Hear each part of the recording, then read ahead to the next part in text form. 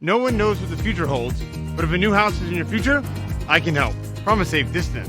I'm Nick Acosta, your downtown expert, and I'm hosting safe and sanitary open houses. Nothing is different except for temperature checks at the door and masks are required.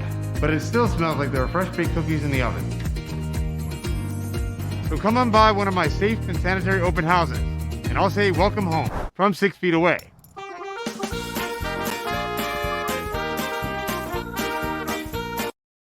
This is Home to All, an all-inclusive real estate podcast with your host, Nicholas Acosta. Nick sits down with guests to talk about real estate and how it works. Reach him at downtown.expert on Facebook and Instagram, or his website, www.downtown.expert, or call or text him at 407-508-8809. Enjoy the episode.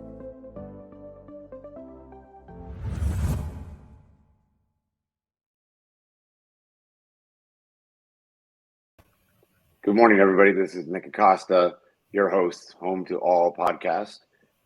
We've been on an over a year and a half hiatus. So I guess here, August 4th, 2022 at 10 a.m. live on Facebook, streaming, YouTube, other platforms out there. This is our reboot. And I want to introduce you today to a recurring guest that will be on my show. He's also a preferred lender with us at Downtown Expert Realty, Eric Jennings, who's coming to you live. He's a mortgage loan originator with American Midwest Mortgage. We have his information down at the bottom of the screen, and he can share his information with you guys too. Eric, thank you for joining me today on this, after a long break hiatus, back on the podcast platform. How are you doing, Eric? I'm doing great. Thanks, Nick. It's great to be here. I'm looking forward to this, and we can chat about what's going on in the market, and hopefully we can get some people interested and just get some good information out there. Most definitely agree. If you guys are watching on Facebook Live or YouTube, feel free to chat with us, ask us questions. I'll put them up on the screen that Eric and I will try to get an answer for you. If we don't have the answer right away, we'll definitely get back to you and follow up with you on that. Just to start, Eric, as I mentioned, so I'm here in St. Petersburg, Florida. I was born and raised here in my hometown. And Eric, you're up there, you're outside of Cleveland, Ohio, up there in Ohio, right? Yes, I am between Cleveland and Canton. I'm actually in a place called Uniontown. All right, cool. So I'm going to share with you existing home sales, and then we can talk before we get into mortgages where they're gonna head in the next couple of months coming up here before the holiday season, which is scary to say, right? This is already August 4th. Let's not say that because Lee will put my neck through the ringer for that one. But anyways, so as of right now, according to National Association of Realtors, everybody out there, Eric, I was looking here in the past couple of days. As of right now, existing home sales are down, not up, down by 5.4%. And that's the national statistic. And I know here in Tampa Bay and Florida in general, since we belong to like 7 board of realtors here in Florida with agents across the state. My agents, as well as my research, have all indicated that we're seeing the days of right during the pandemic, right after the pandemic, I would go show my buyers houses and there'd be a line of 20 people with our real estate agents waiting out the door with double or triple booking of showing time requests to see these homes. And the homes would be under contract probably when there was a line of people out the front door waiting to go see the vacant home that was on the market, probably more than likely, for sure, it had an offer already within 90 minutes of it going live. But down here in Florida, the indication now, looking at the multiple listing system research I've done, as well as, like I said, my agents on the ground with the boots on the ground, have all seen an uptick of back to 30 or 40 days of homes being on the market. Now, I know you're up in Ohio. We're here in Florida. If you are listening and you're not from Florida, anybody listening or watching out there today, we have the beaches here. We have the theme parks. We have a very unique real estate market that we have here. So in Ohio, I guess from your lending standpoint, I mean, have you seen or anybody indicated to you, or just from your own research too, seen an uptick on days on market or the market slowing down in Ohio as well? Yes, we were a lot like everybody else around the country when the pandemic was going on, and even up until 2 months ago, there were people that were bidding over asking price. There were bidding wars. There people were. I actually, in the past year and a half, was looking for a house, and it seemed like every house that I went in, by the time I got out of it, it was already under contract with somebody else. So we experienced that up here as well. We are now looking at a market where the homes are sitting a little bit longer. It seems like we have more inventory right now than we've had before. And I can see it turning into more of a buyer's market now than what it was before. I mean, we had people that were waiving inspections that were, you know, they didn't care. They just wanted in the house because they were afraid they weren't going to be able to get into a house. But we're seeing that change up here as well. I think that's probably something that we're going to see across the country. No, I completely agree with that. It's almost like the market. It was so hot right after, government officials around the country, like governors, like in Florida, started lifting, pandemic restrictions, having, us Americans to be able to go back to work, restaurants sort of returning to normal at that time. That we went through this, I'm sure it happened. I know it happened everywhere, and I'm sure it also in Ohio too. Is that here, everybody, we're like, when is this going? It's not a bad thing that when you own a home, that's why you own a home, as Eric will explain in a minute here about mortgages and why the importance of like maybe owning a home. Obviously, owning a home versus renting, because you make your off your investment by owning. But the thing is that homes prices were getting so high that it was a question of like, who can afford these houses anymore to get into these homes, because homes that were, especially in Florida, I'm sure this happened in Ohio too. What I witnessed in Florida as a real estate broker and a real estate agent and doing my research, and then of course people on the ground running, saying that homes that were pretty much dilapidated inside, that needed like probably some serious updating because maybe the finishes were from the 1950s, 1960s, which we have a lot of those in Florida, especially in the cities like in St. Pete, Tampa, in the metropolitan areas, Clearwater. We have a lot of homes that I would consider as aging. Not that people don't take care of them. Their structural lifespan is reaching, 60 to 100 years or more. So, and then of course we have the humidity, we have we have rain, we have a lot of sunlight, we have heat that does damage if you don't take care of them.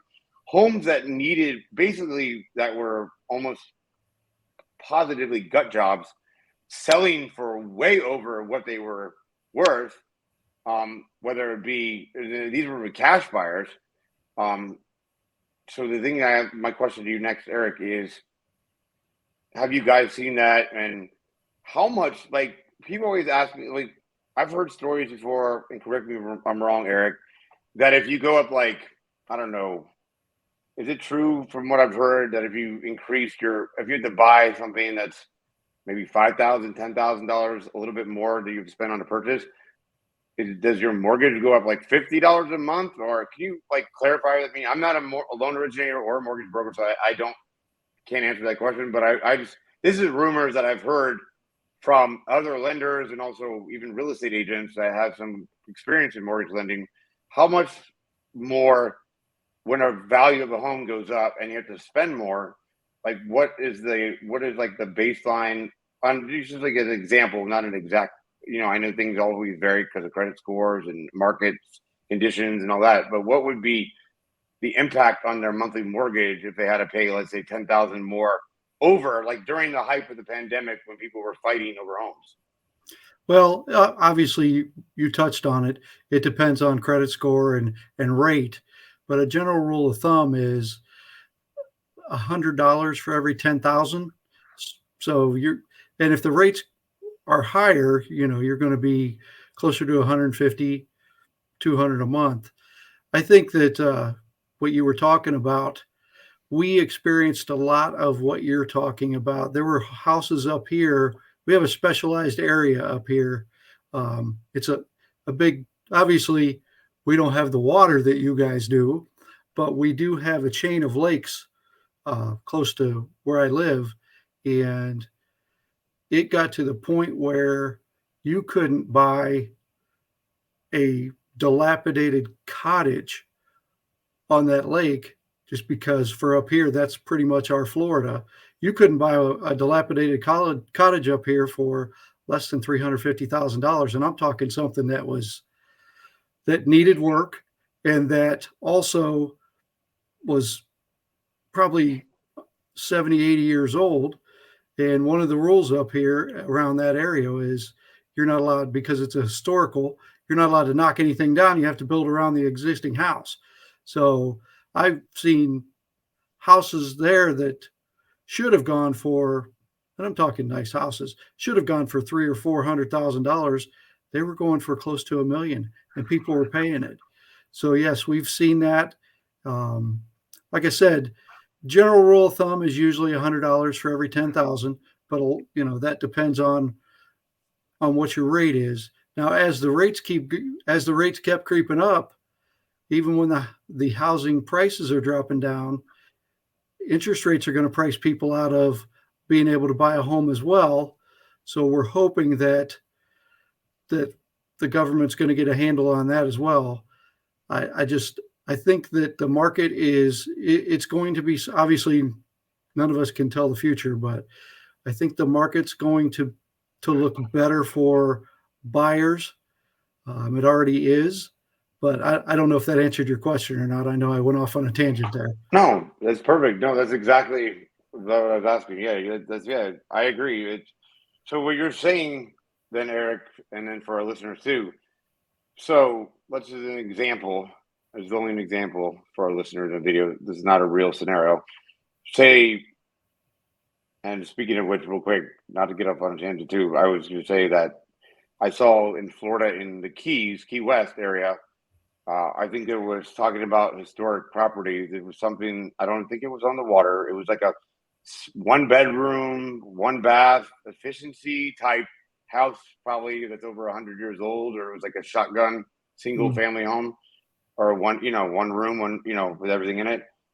And it was, I think, over 100 years old, and they wanted at least $1 million for it, and it needed work. It's sort of like the scenario about the lake houses you're talking about in the Chain of Lakes. They couldn't tear it down because it's protected. But when I saw this somebody put it on Facebook in one of the Facebook real estate groups, and I'm like, wow, they want to obviously we know somebody out there obviously has the money to pay for it, and I'm sure somebody did buy it. I don't know if I had the money, I don't know if I'd buy it, spend that much money on that. But it was also probably just because it's obviously a desirable location. It was like the lakes, and this was in the Keys. Sure. And it was something like quaint. But I guess the next question I have for you, so basically, if somebody, before the rates are at where today, where we're at right now, obviously these fluctuate all the time. There's no guarantees. Everything changes constantly with mortgage rates and interest rates with the government. My question to you is, for our listeners, if when the rates, like let's say, example, if somebody bought a house or a condo for $200,000, let's say it's a small condo for $200,000 in Florida, because that would be a small condo here at that price these days, and say we're at like, let's just say 2%, or let's say 3% interest before the rate increase, and if that same person were to buy today the same condo for $200,000, and say, this is an example, I'm not going off of any data from the news or anything like this, just to say it's like 6% today, what is the difference on a monthly payment, not including taxes and insurance, just the straight mortgage of the loan without the taxes and insurance, so we don't have to do any complicated math? How much of a difference in a month period would that go up for that same price point, or that same purchase price? Well, doing math in my head, I'm going to say it's at least $350 to $400. But what comes into play there, the reason why it becomes more difficult to even qualify for something then is because the interest rate goes up. You have to have certain debt to income ratios for not just your housing payment, but you also have to have a certain debt to income ratio for the total of all your debt. And if you're right on the cusp at, let's say, 3%, you go to 6%, you're not going to be able to qualify unless you can come up with more income from somewhere. And that's just based on FHA and conventional and all the bank rules. That's what the problem is. That's why interest rates can price people out of a home. I'm not saying that they can't necessarily afford it, but the formulas that are used by the different investors and by the different banks and the FHA included, chances are, if you just qualified before, you're not going to qualify now. So, but to answer your question, I'm going to say it's at least $400 a month more. Thank you for going over that with us, Eric, because that's what now that helps me too, just to get an idea. This is why everybody, when you guys, anybody out there that's real estate agent, real estate brokers, when you have any questions, go to somebody like Eric and ask them to reach out to your potential customer buyer, so that he can go over, because everything is a unique, as you'll say, I'm sure, Eric, and people will say that every situation, no matter what, is a unique situation for buyers. There's all factors, or income, debt, credit scores, everything like that, right? Oh, absolutely. Yeah. Everybody that's trying to purchase a home, every situation is unique. So, it depends on, a lot of it is you have to have, if you're just somebody that is, you have a job and you're looking to purchase, you have to have at least 2 years of employment history. You have to have, like I was talking about before, you have to have the right amount of income to meet the debt to income ratios, and they're different for each program. And you're also looking at, if we're hoping and praying that the house is going to appraise for what we think it's worth as well, because the higher your loan to value is, the higher your rate's going to be.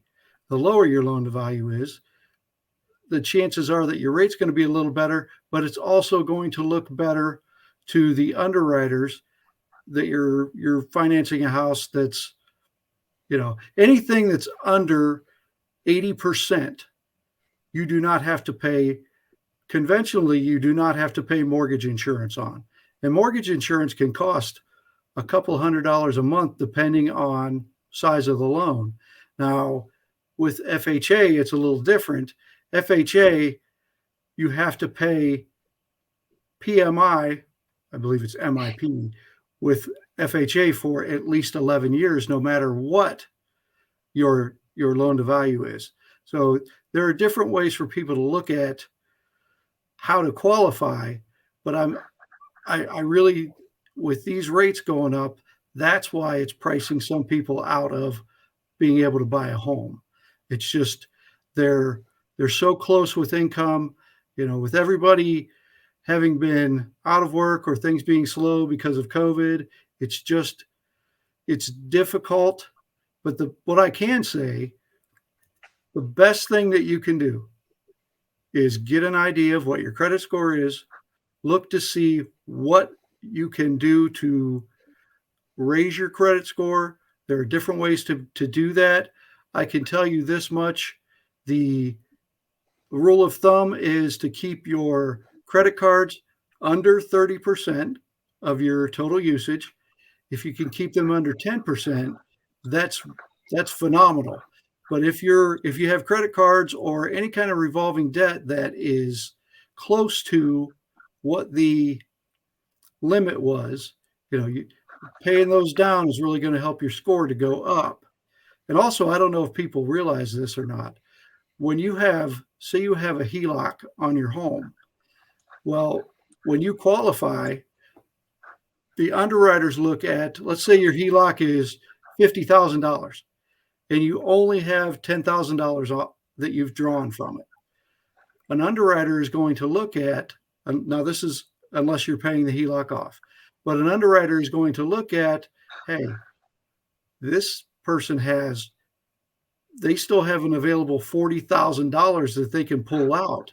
So even if we qualify them for first mortgage, what if they take out the other $40,000? That's going to kick them out of the debt to income ratio that we're talking about. So that's just something else for people to think about. No, great. That's awesome information. Thank you, Eric. We're going to take a quick break, everybody, for 15 seconds. We'll be right back, and we'll talk some more, Eric, about the mortgage stuff and where we're headed in the next few months from our predictions. Okay? Sound good? Sounds great. All right, guys.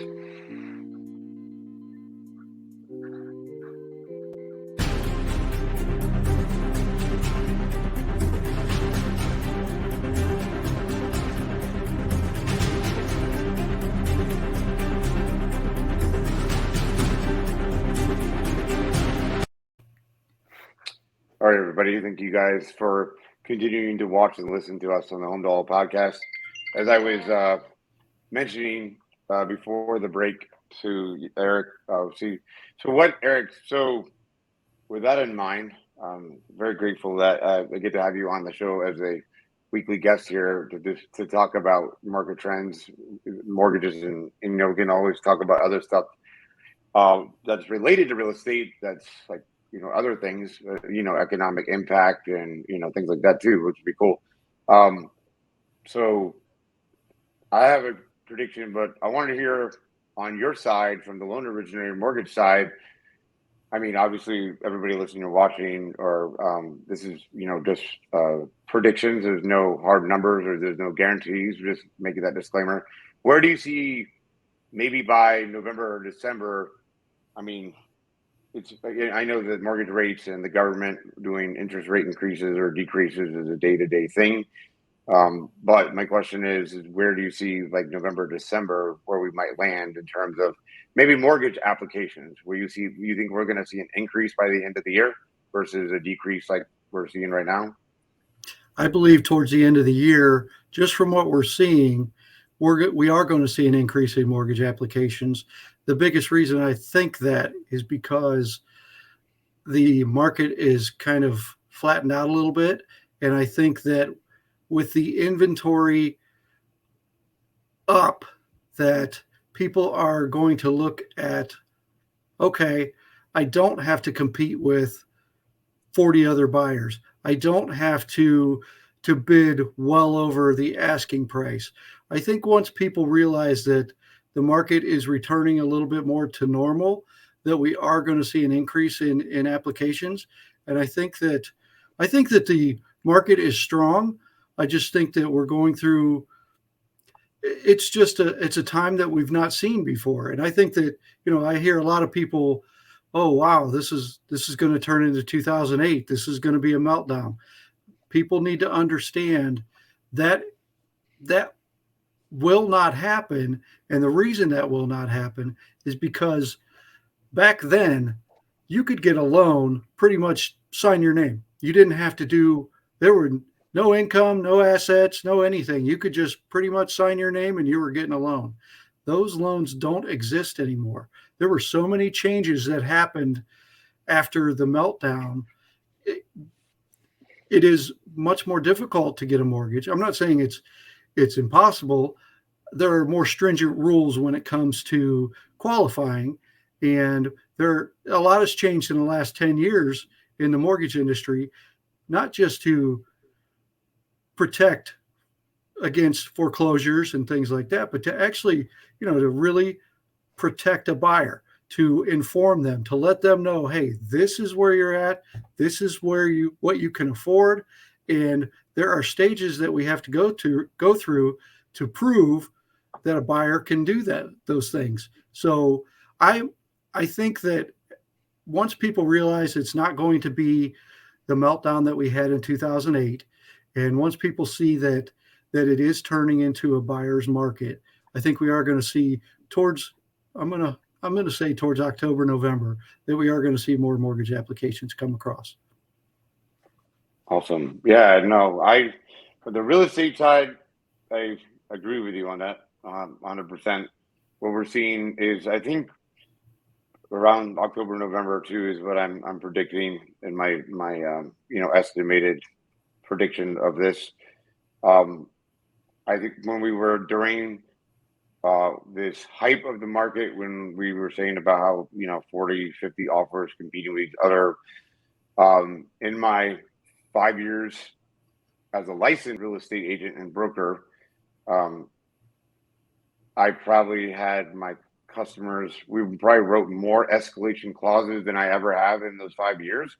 Because of that, with setting a higher, like whatever their benchmark was, is the highest they'd go, and we still even got beat out on escalation clauses because of the terms. Either it was a shorter inspection period, or like you said earlier, people were waiving them altogether.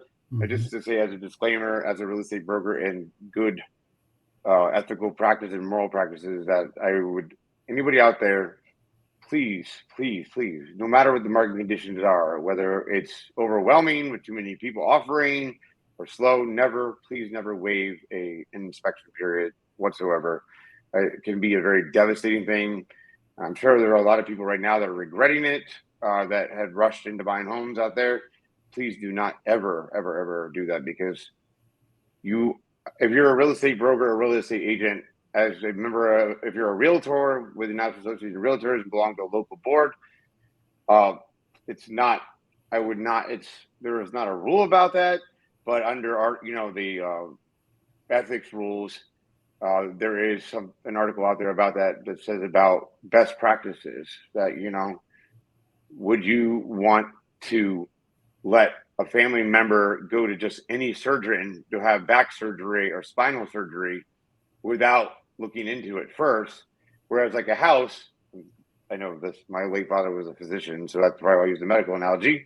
So would you let them go to just any doctor? You would never let them just go to any doctor unless you fully vetted the doctor to see their history for surgeries, how many surgeries you have, how did they turn out, things like that, or what were the results of the surgeries. So with that said, same thing with your house.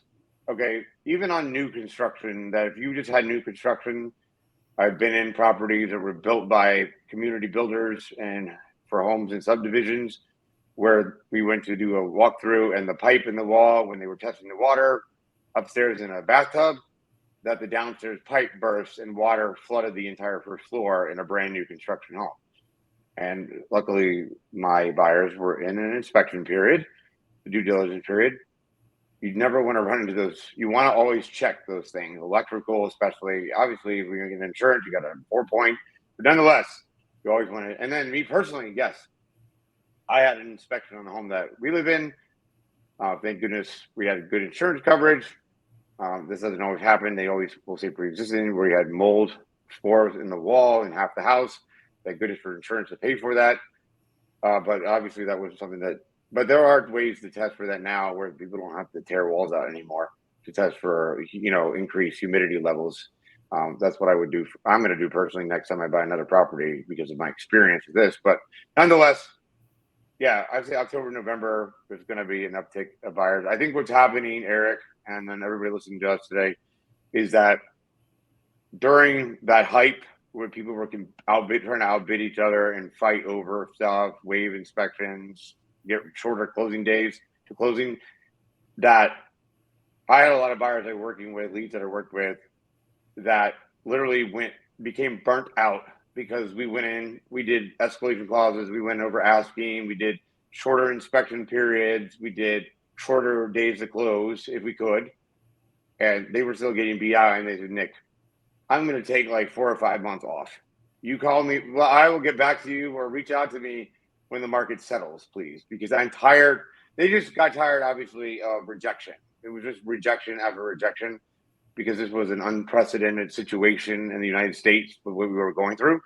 I hear of I know people in North Carolina that what we experienced in Florida during that hype is something pretty normal in like Tennessee or North Carolina, where houses are on the market for 24 hours.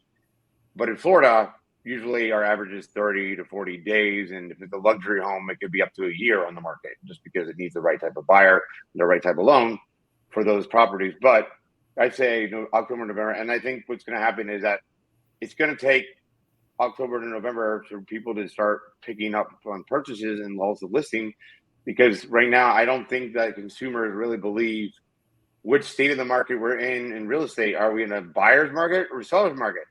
All indicators are pointing we're headed toward a buyer's market, but people predicted that a year ago, and it was still like the longest seller's market that I've experienced in my lifetime in these last 5 years actually being licensed in real estate.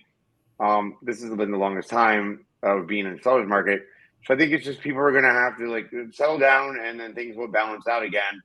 And then it'll just one day, it's going to be one of those things, just like we talk about economic situations. We don't really realize that it's in a buyer's market until the buyer's market is already behind us, if that makes sense. Just like we'll say, oh yeah, by the way, the last 6 months or the last year was a buyer's market.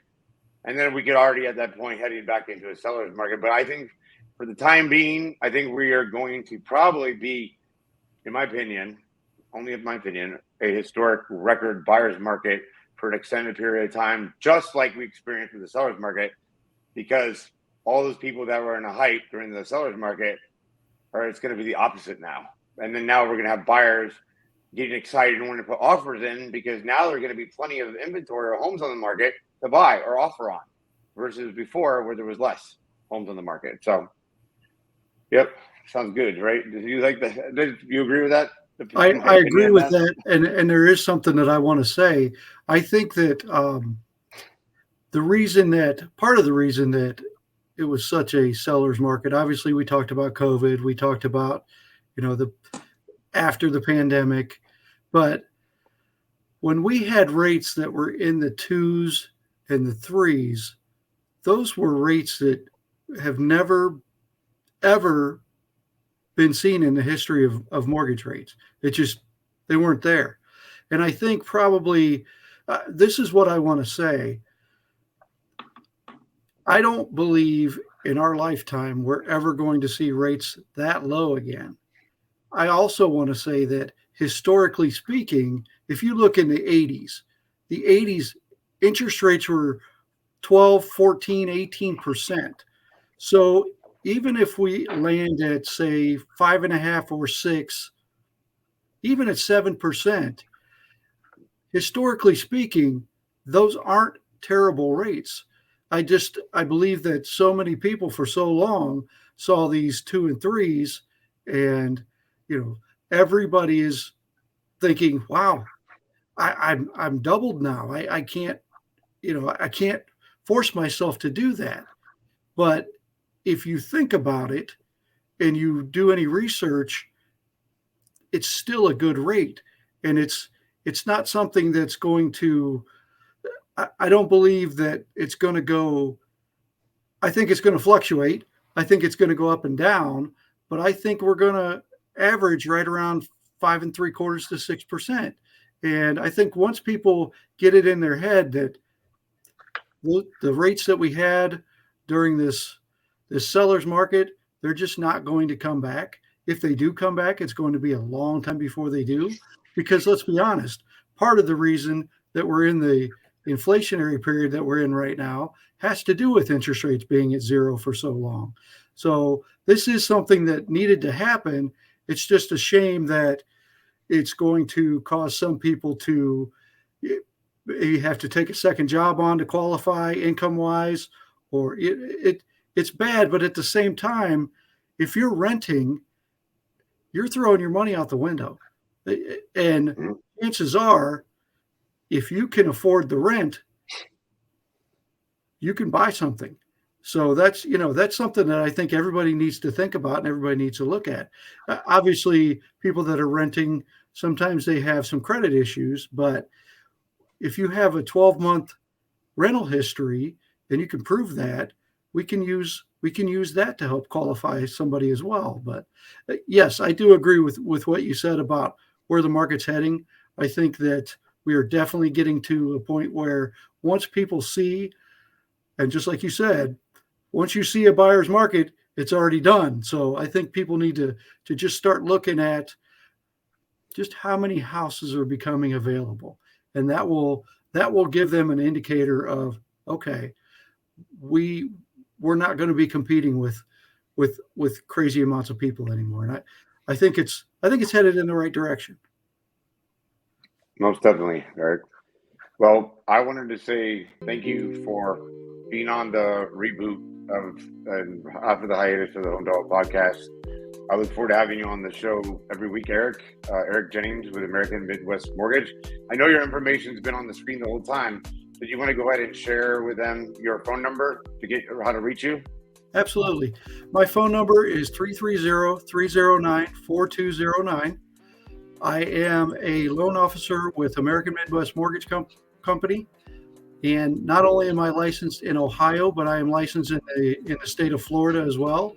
Nick and I work together, and if anybody needs, even just to look at, if somebody else has a deal going for you and you want somebody to take a look at it to see that you're getting the best rate and getting the best deal for you, give me a call. And Nick, I greatly appreciate it. I really enjoyed this. Me too, Eric. Well, greatly appreciate this, and I'm glad that you were the first one.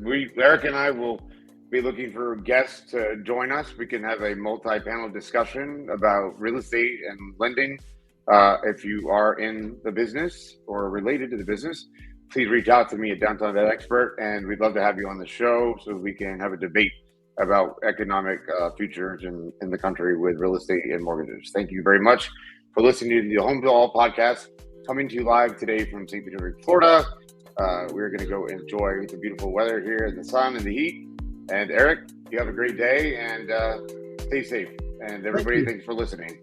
All right. Same to you. Thank you. You got it. Have a good day, guys.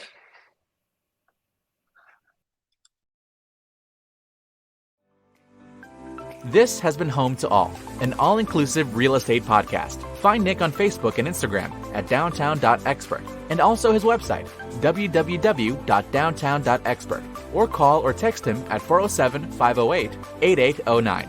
Thanks for listening.